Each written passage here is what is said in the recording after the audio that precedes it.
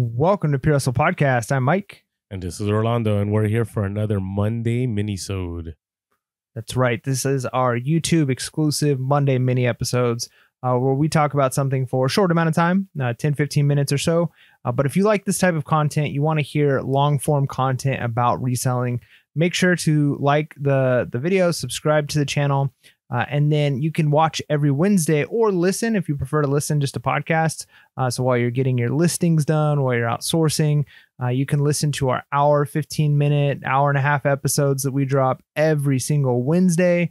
So go check those out because we talk about a whole lot of stuff on those episodes. But today we are talking about dealing with holiday returns. It's one of the things that we all face as resellers. And even one of the things that we often do as just people, right? Like sometimes you get gifts you didn't want, it was the wrong thing, something broke. And so returns are just a part of the holiday season. But it's one of those things that just is awful as a reseller when you got a bunch of money, did a bunch of sales the last part of Q4, and then all of a sudden return request. So we're going to talk about how to deal with that and how to make sure you are ending the Q4 and starting Q1 solid, even if you have to deal with these holiday returns. Yeah, no. Hey, so the first couple things, I know some people say I don't do returns, and it doesn't matter. If somebody really wants to return an item, they're going to be able to return it, and eBay will force a return. So be aware of that. Even on Amazon, Amazon, you have to do returns. So just be aware of that. And so I say this with understanding that, hey, you might have made a lot of money in Q4, right? You had a great Q4, sales were up, but I strongly encourage you, don't spend all that money yet. I would say don't even spend 80% of it. Maybe spend 10 to 20%. It's kind of, in those movies when people like rob banks, don't spend the money for the first few months, right? Lay low. And it's not the same, but I would say with returns, don't go out, buying the brand new pair of Nike shoes you've been waiting for. Don't buy that new car because you don't know. You don't know what may happen. People get their gifts and let's say, you have a 30-day return policy and they bought it on December 15th. Right now, we still got a few more days. And so you should be safe. But you just never know. I've had it where very last day of January that somebody had the opportunity to return it and they've returned an item that was worth $500. Right. And had I been, not saving that money and just in case, I would have had to, return that money and maybe it would have dipped into my bank account instead of my eBay funds because I already cashed out everything. And so you want to make sure you're careful because there's no guaranteed sales that things are not going to come back, even if you don't offer returns. Yeah, you got to have that. You got to have that money in reserve. That's definitely a wise thing to do. It's like not counting your chickens before they hatch, right? Don't spend your money until it's free and clear. All right. The next one is you may or may not have like returns as a policy. If you've got automatic returns set on your account, you might just get a notification you have a return started. But maybe you do where you pay the returns. Maybe you have automatic returns, and before somebody requests a return, they send you a message, basically kind of asking for a return or telling you something is wrong. You might get that first. Hey, this broke, or there's something wrong, or it doesn't fix.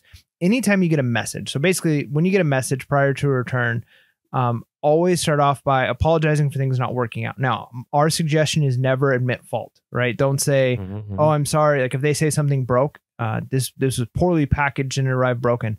Don't say, oh, I'm sorry. I should have packaged it better. Or I was worried about that. Or never admit fault. Even if you were like, I sent some dishes, they turned out and I was like 99% sure they'd be fine. But like in the back of my mind, I'm like, oh, what if these break? I feel terrible. So you never admit any kind of fault, but you could still be nice and you could still apologize. Say, hey, I'm so sorry this didn't work out. Or maybe it's not your fault at all and it's them. They've done something wrong. Same thing. You don't have to take it personally if they're accusing you of something or if they've messed something up. Is just start off by saying, hey, I'm sorry it didn't work out, or I'm sorry this isn't didn't fit well, or I'm sorry. Just apologize for that because it's going to, if you end up having to go back and forth with eBay on something, if they've messed it up, if you don't get the item back, you want to make sure you haven't already admitted that you've messed up in that situation. But at the same time, you want to be kind to the customer so they're not getting upset and saying, well, they don't even want to work with me. So that you get kind of the best of both worlds by being neutral in that and saying a phrase like, I'm sorry it didn't work out, or, I apologize that this wasn't what you were looking for, or something like that. So that way it's neutral. You're not admitting fault, but you're also keeping that line of communication open in case you do have to do a return, or, God forbid, you have to deal with eBay with, trying to deal with some kind of other issue that arises with this customer. Mm-hmm. And it's interesting because sometimes people will say, well, are you trying to be, sneaky about not admitting that you did something wrong, or you're trying to be shady about it? But the reality is you don't know, right? You don't know what happened. You may have done everything right, and maybe they're trying to pull something on you, or maybe something happened in transit, right? So you got to play it off as if you don't know. And then eventually, the truth will come to light sometimes. And this goes hand in hand with sometimes you may get a message fishing for a partial refund, right? Somebody will message you and goes like, hey, I really was looking forward to this, and it wasn't, something was missing here, or something was broken here. And you can jump right away, and you can go to the partial refund and go like, hey, I was wondering if you'd be open to a partial refund. I think that's a good strategy, depending on what it is, right? I don't give that to everybody, but let's say it's an item let's say it's an old item, right? It's an old electronics, and even when you were testing it, it was kind of sketch, but it worked, right? Maybe you should be open to it. Or maybe it's an item that's fragile, and maybe in the back of your mind that you probably could have packed it better. Whatever it is, it doesn't hurt to ask. Because sometimes they want to keep the item, like to them there's sentimental value, or there's an importance to them. And sometimes you do ship something that it's going to cost you a lot more if you're like me that does free returns to get the item shipped back to you. And sometimes you're just better off just saying, hey, listen, if you want to get it repaired, let me know how much it costs, and I can cover that for you. And sometimes it just takes a little bit of humility, because it's really tough. I had somebody get really upset about the shipping charges this last Q4. And to me, it's like, you can't get upset about it. Like, you chose to pay for the shipping charges. The fact that you didn't like how much I charged, well, you had a decision to make. You either bought it or you didn't buy it, and they chose to buy it. And so I could tell they were going to be trouble right away, because they had messaged me right away, right after that, they were unhappy about that. And so, it arrived. And then when it arrived, they were claiming something was broken and this and that. And on that situation, I just said, hey, listen, I see that you're unhappy about the purchase. You're just welcome to return it for a full refund. The reason I said that was because I saw negative feedback in my future, right? Had I said, oh, I'm not sure how that broke, or if I said, hey, what do you want to do? That they would have been like, well, I want you to take care of things. Now, they did reply back to me, and they said, well, I don't want to return it. But I also, because this is a vintage piece and I really like this piece. And so then I could tell they wanted a partial refund and they actually wanted that shipping money back. So I just said, hey, listen, I know you're unhappy about things. What can I do to make things right?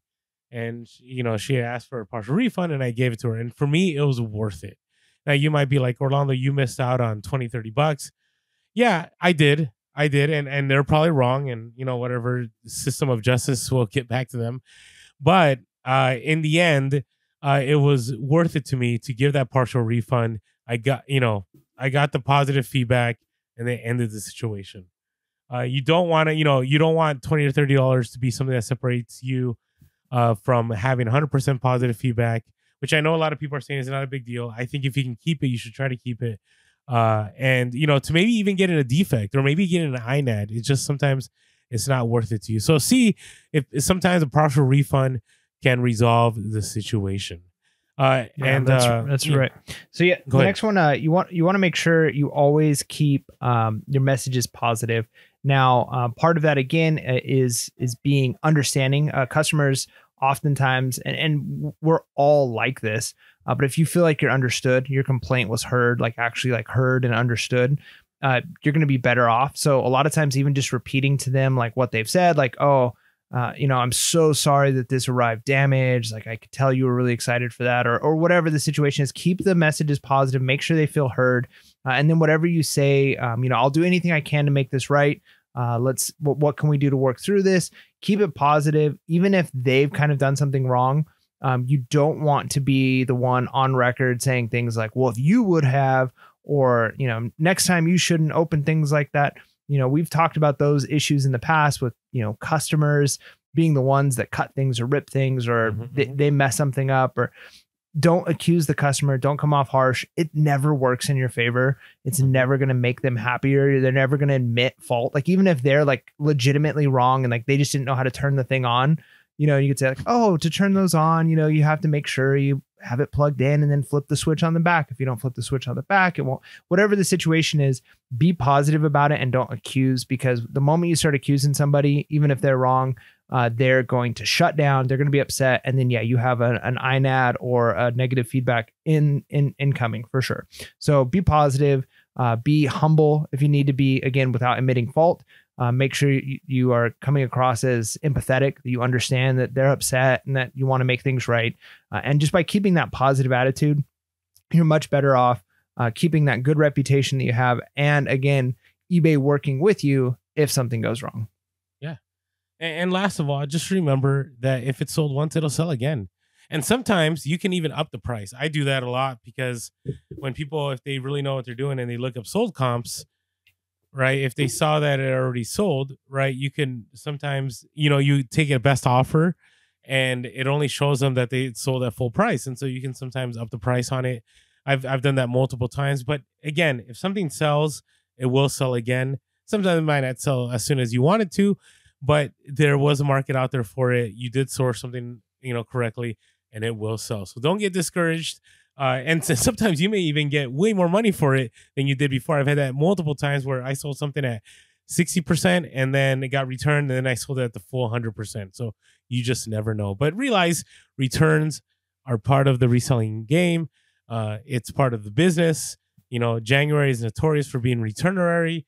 Hopefully you don't get too much, but if you do, you'll make it. You're going to be good, and those items will sell. And with that being said, make sure to be real, be relevant, and be reselling.